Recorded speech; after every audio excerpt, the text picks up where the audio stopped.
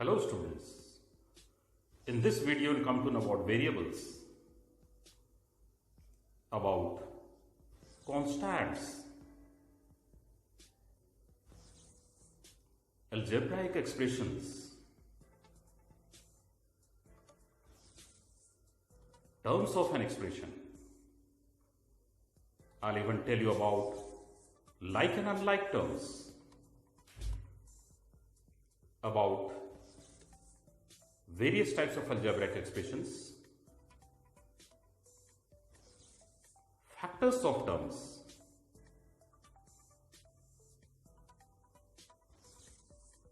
about coefficients. You'll come to know about polynomials, and also you'll learn about the degree of polynomials.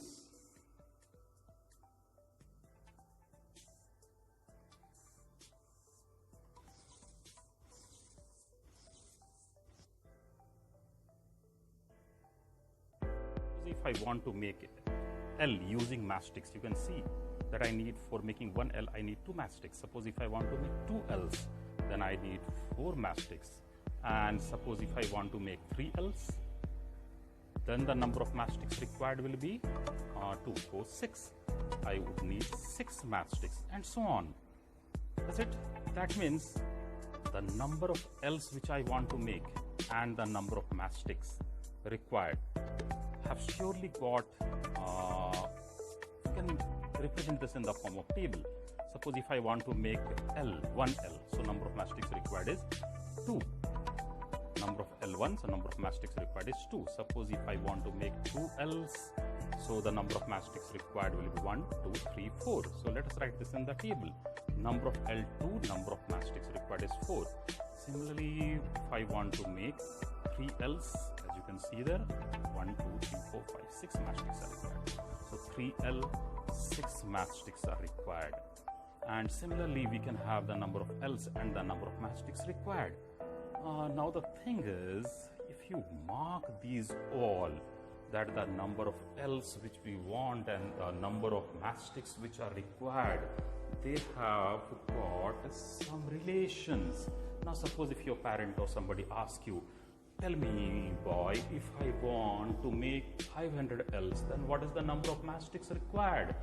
Now in that case, this very relation or that table which you see has got a relation.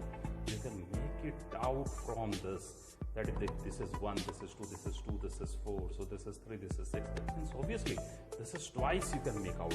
So if the number of L's required for anything is suppose n, then the number of mastics required will be twice of that, that is 2n. That means here you are using n because you don't know how many are asked. How many are asked? So you can take n. That means we can represent this relation. That number of mastics required is always equal to here 2 into the number of L's which we want to make. Is it? Number of mastics required is twice into the number of L's which are required. So 2 into the number of L we have taken as n, suppose. So 2 into n, because we don't know the number of L's is not known to us. In that case, we are taking it as n. So 2 into n. Whenever we don't know, we take an alphabet. So here we have taken alphabet, and this will be a common expression for everything. So this can also be written as 2 dot n. Sometimes we write that as dot. So 2 dot n or simply 2n as well. So number of mastics required, you can see here, will be equal to 2n, where the number n can be anything. Number n can be anything, any number of L, whatever is the number of L, whatever it may be. Similarly, we get n. Suppose if I ask you 10,000 L's if I want to make. Now, you can very easily say, because you already have an expression, you can see that it's coming twice. We have got a relation here, 2n. L is equal to 10,000. I want to make 10,000 L's. So number of n is also 10,000 because we have taken the variable. The number of L as n we have taken. So 10,000. So number of mastics according to a formula, according to the relation which we have got 2n. So 2 into 10,000. So it becomes 20,000. So see, very easily we are getting it. If you know this relation 2n, by taking n as 10,000 here. We can take off any number here. Any number, whatever is asked can be taken. That means whenever you don't know exactly another number and you want to express the relation, then in that case we are taking n, or you can take any other alphabet as well. So this is called a variable because its value is not fixed, it's changing.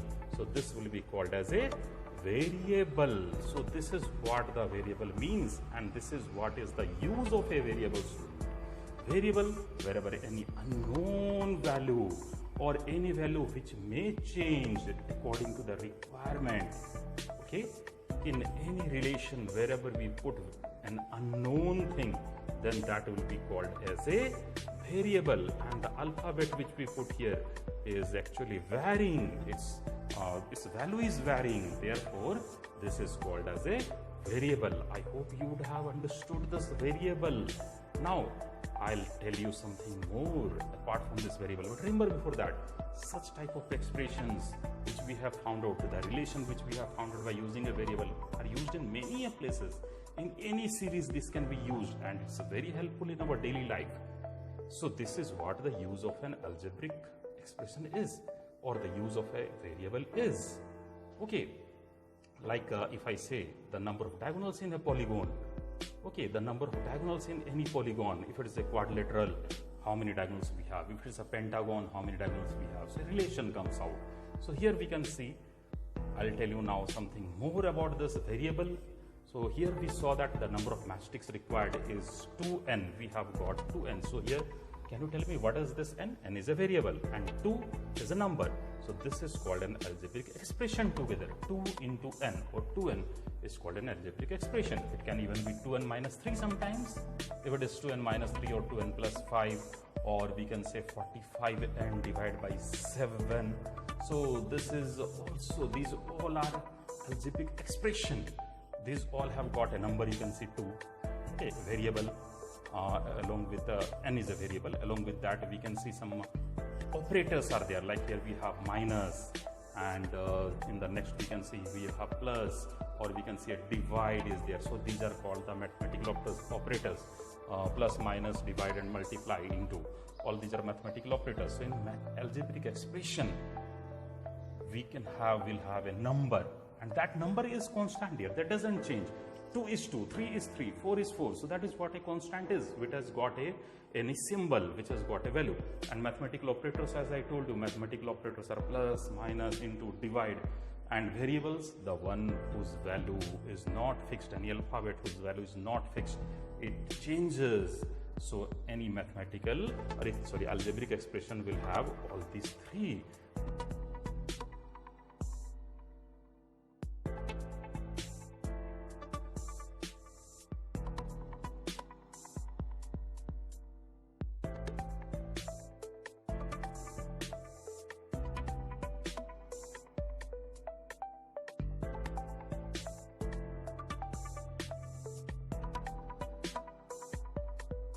Dear students, one of the important concepts is terms. What is the constant 4?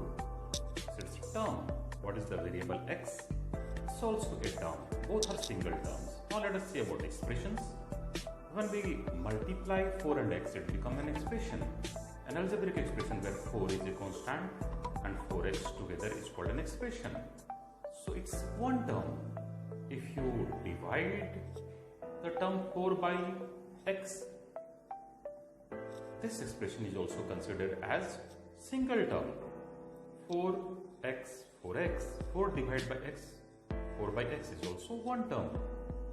Now, an interesting thing, if I add both the terms 4 and x, then it has got two terms.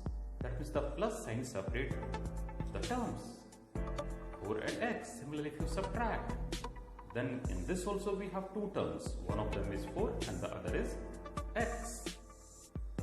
That means plus and minus signs separate the terms, like 4 plus x. Separate the terms.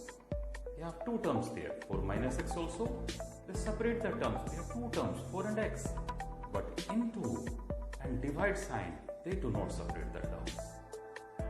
We have seen in the expression 4x. 4 is a constant. It's a single term. 4 is a constant. X is a variable. This constant 4 is also called coefficient of x. And you know x is a variable.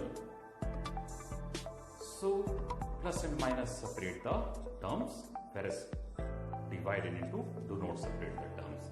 We need to remember this. It's very important for the terms.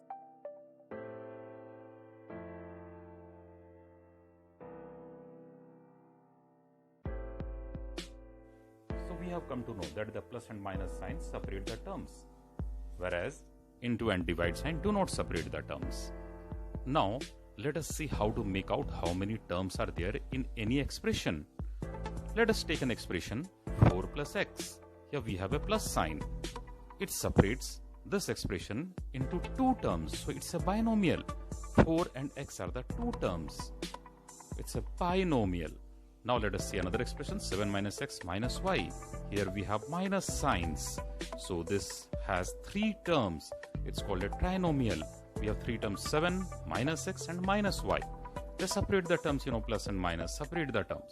Now let us see one more expression 7x by y. Here the multiplication and division signs 7 into x by y. So we have a single term here. It's a monomial. 7 is the numerical coefficient and x by y are the literal coefficients here. So 7 is the coefficient of x by y. Let us see the another 4x minus y plus 7. Here we have first term 4x, the second term is minus y, and the third term is 7. The minus and plus sign is separating the terms. So it's again a trinomial. It has got three terms. So it's a trinomial, isn't it? Now let us see one more expression like 7xy plus 20y minus 3z plus 8. Here we have 7xy1, 2y, minus 3z and 8. Four terms are there. So it's a multinomial. So plus and minus sign are separating the terms as I told you earlier. Now let us see this 8xyz. Here we don't have plus and minus sign. It's a single term. So it will be called as a monomial where 8 is a constant.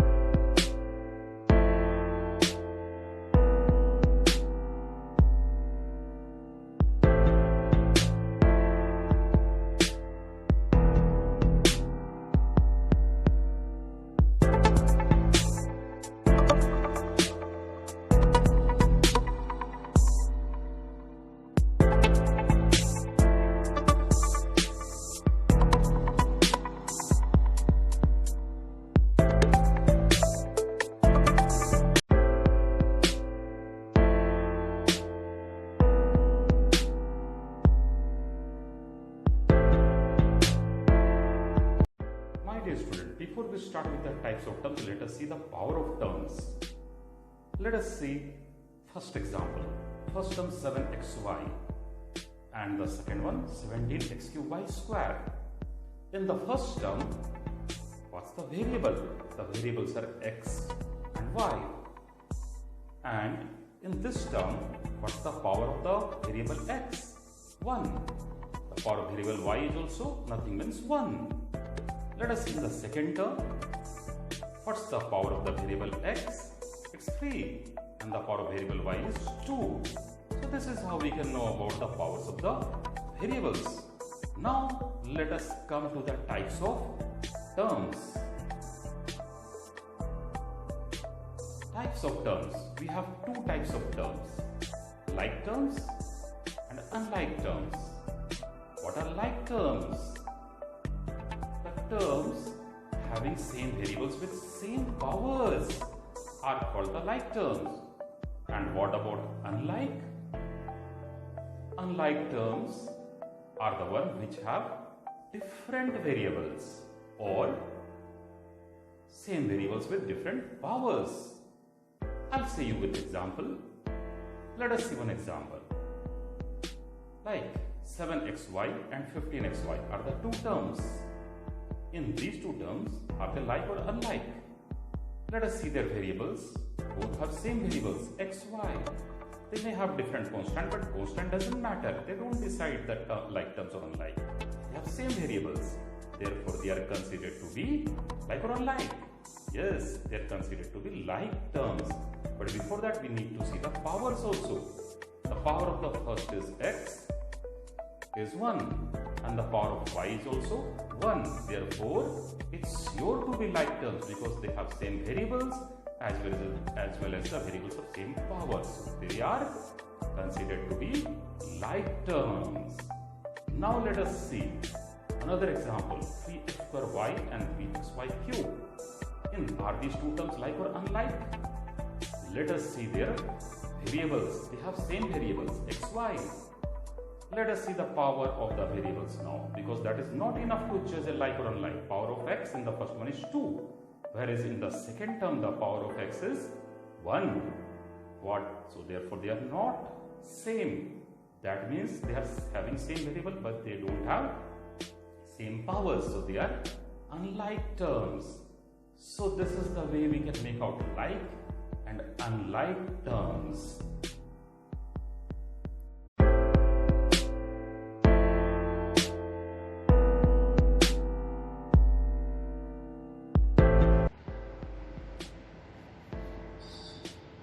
So my dear students, let us see the first question of exercise 12a. You have to identify the monomials, binomials and trinomials from each of these following questions. Let us see the first question. The first question is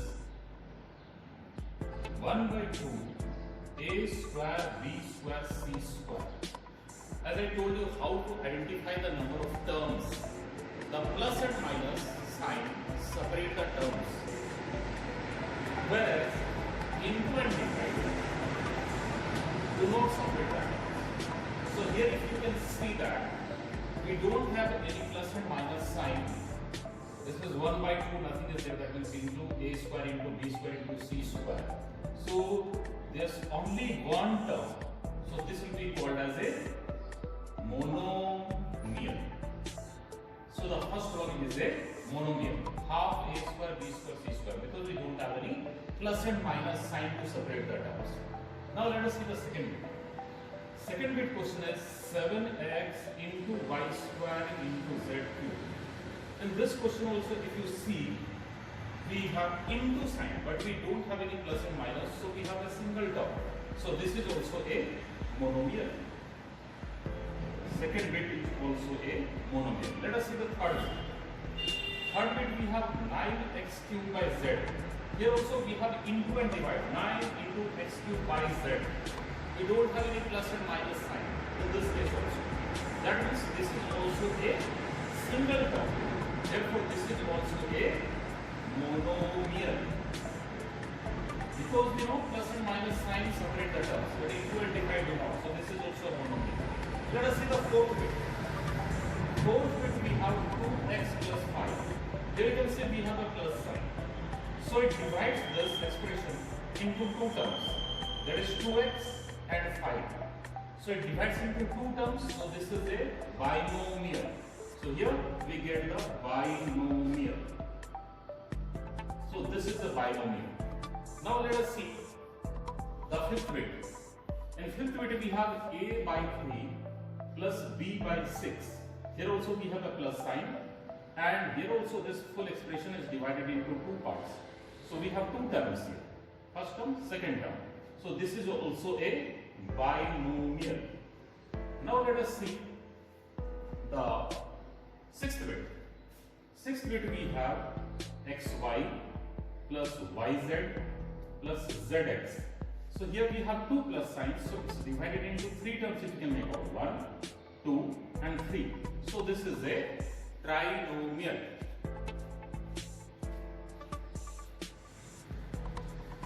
As I told you earlier, that the plus and minus sign only separate the terms. So this is a trinomial.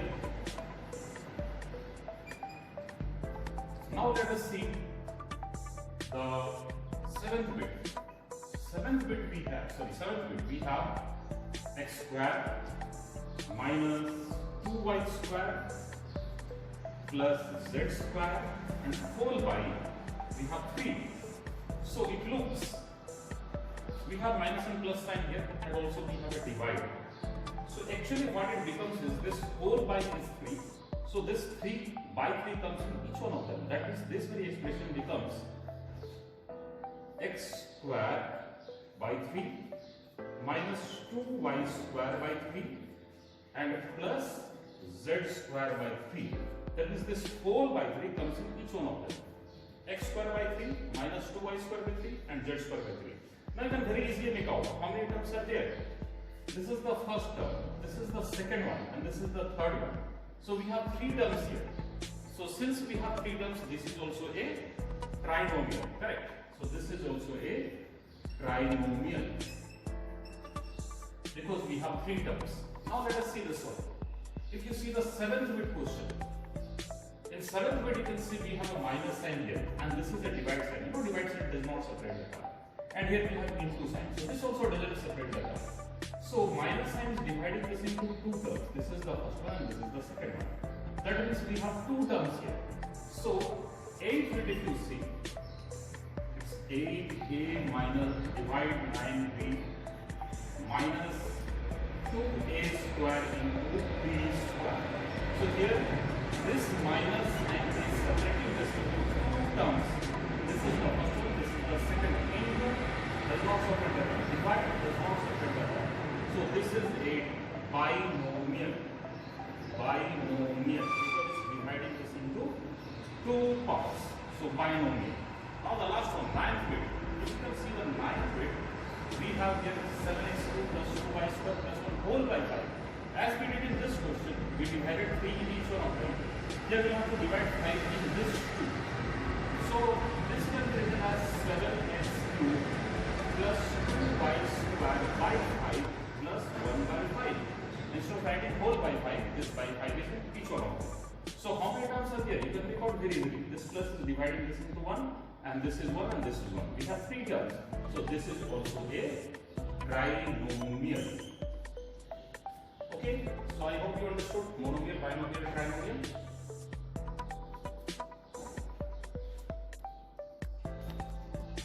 So my dear students, let us see now question number 2. In this question, it's asked to write the numerical and the literal coefficient of each of the following. Let us see the first question. First bit, minus 7x square y. In this, the number which we have is minus 7. So this very number which is constant is the numerical coefficient. So numerical coefficient is minus 7. And this variable along with the power, that is x square y, this will be called as the literal coefficient. Similarly, in question number 2, pi r square, the numerical coefficient is pi.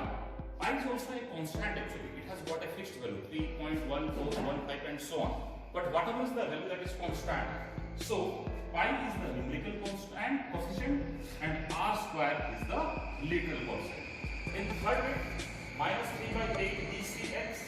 Yes, very easily you can recall. The numerical coefficient is minus 3 by 8 and the literal coefficient is dcx. What about this question? 2a by 3. In this, the number is 2 by 3. So the numerical coefficient is 2 by 3 and literal coefficient is only a. In this fourth bit, what about this fifth bit? 5a square into b. Let us write like this. 5a square into b can be written as 5a square b. Divided by 2c can be written as 2c. Now you can make out very easily. This 5 by 2, this 5 by 2 is the numerical coefficient. So here the numerical coefficient is 5 by 2. And the rest, the variable along with the power, that is the literal coefficient. Literal coefficient is a square b by c. Now, the last one, 6th bit. In this, the numerical coefficient you can make out is minus 7 by 9 and the literal coefficient is pq by xy. So, numerical coefficient is minus 7 by 9 and literal coefficient is pq by xy. So, this is how we can find the numerical coefficient and the literal coefficient. You have to write like this. Numerical coefficient, then literal coefficient. Okay, hope you understood.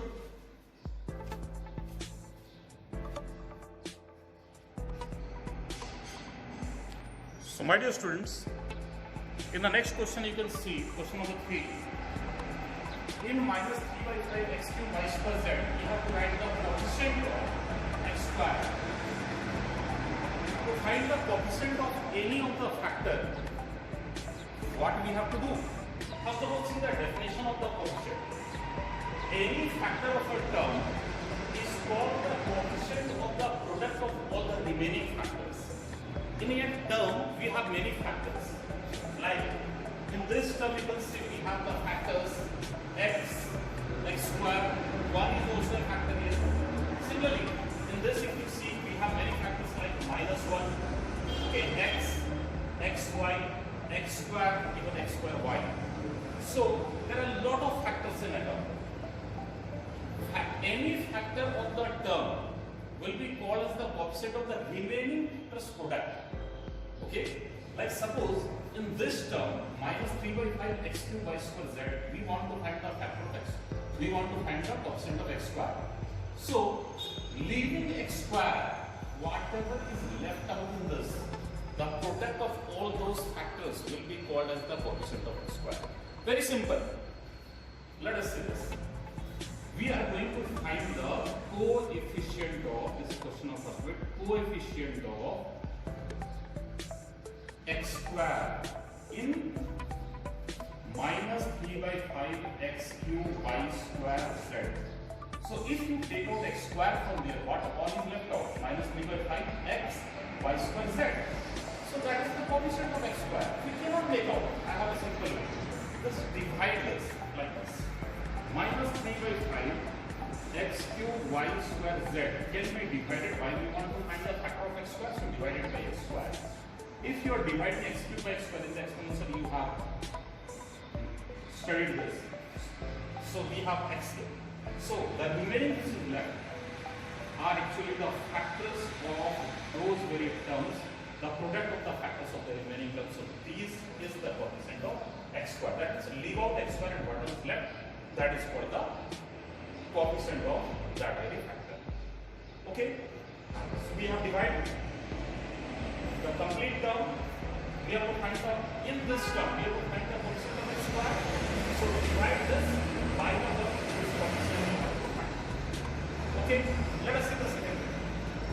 In the second bit, you have to find the coefficient of minus yz, coefficient of minus yz in the same term.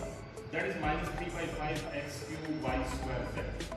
Okay, so same way you can do. Actually, you have to leave minus yz. Leaving minus yz, what is left? That is called the coefficient. You have to divide and find out, as I told you. Minus 3 by 5 x cube y square z.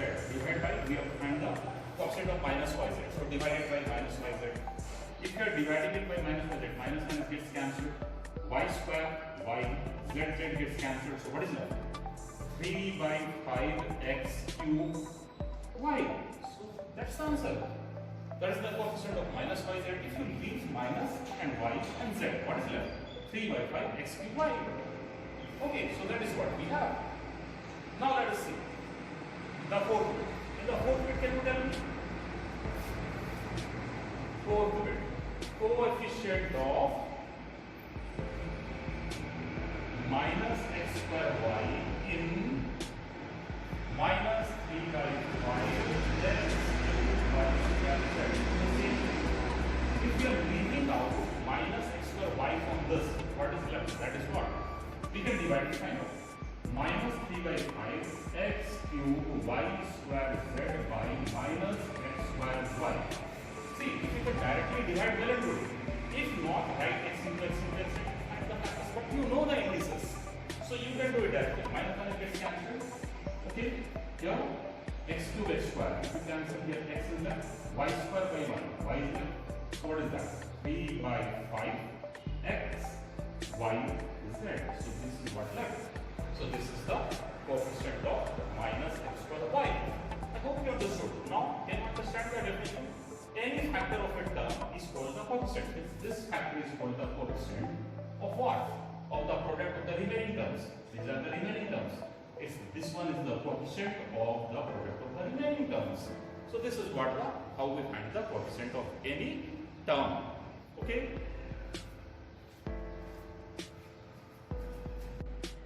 So students, here in question number 4 we are going to identify the pair of like terms.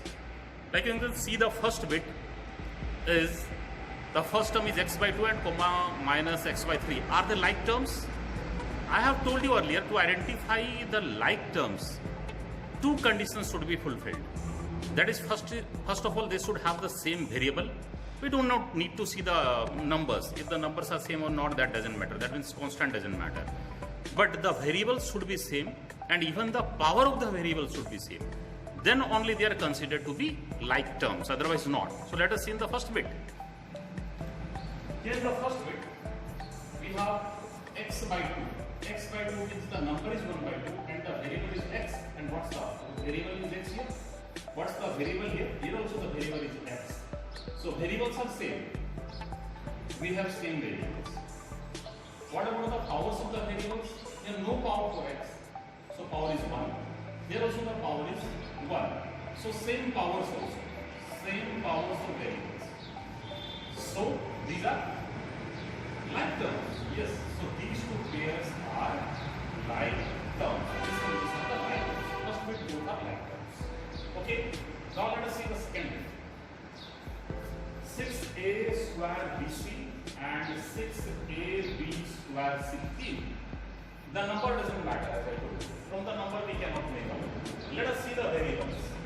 In this also we have the variables as a, b, c. So both of them have the same variables, a, b, c. What about the powers of the variables?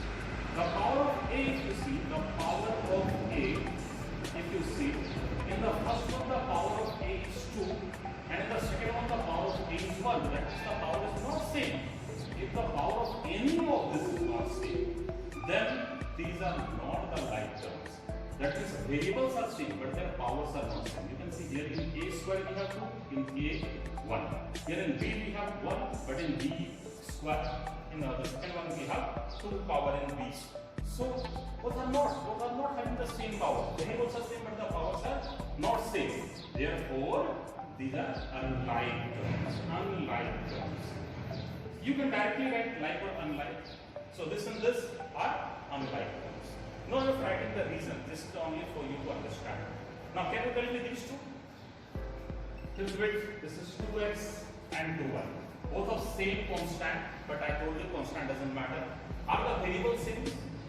Variables not same. Variables are not same. In the first one the variable is x and the second one the variable is y. Variables are not same, so obviously both are not like terms. So these two are unlike terms. You are supposed to identify the like terms. So the first bit is like term, second bit is unlike, and even fifth bit is also unlike. You can do the rest yourself in the same way.